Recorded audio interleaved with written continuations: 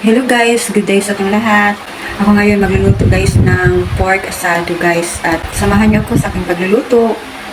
Dito guys may pork ako, tsaka chicken liver at may sahog na kamatis, sibuyas at tsaka bawang guys at meron ding atchal at kalamansi. Ayun, nag-umpisa na ako ng pagluluto guys. Inuna ko yung sibuyas at tsaka bawang guys. Ayan, nilunod ko yung chicken liver. Inuna ko yan guys. Minikos-mikos ko hanggang sa ito ay maluto guys. At saka sinunod ko naman ang kamatis. Ayan. Para hindi na kailangan lagyan ng tomato paste. At saka sinunod ko naman ang pork. At ayan, minikos-mikos ko yan. Para ma-mix lahat. Ganyan ako magluto ng pork asado guys.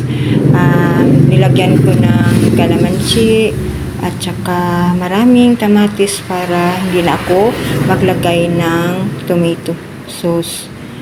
At baka magtataka kayo kung bakit nilagyan ko ng chicken liver kasi maganda yan, masarap yan pag madudurog na guys, malilamnam siya. Ayan, nilagyan ko ng toyo guys, panimpla. Ayan, minimikos-mikos ko.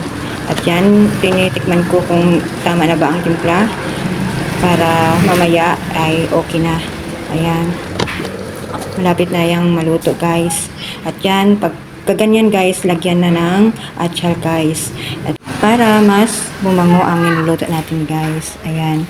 Luto na yan guys. That's all for today. See you in my next video. Bye and God bless.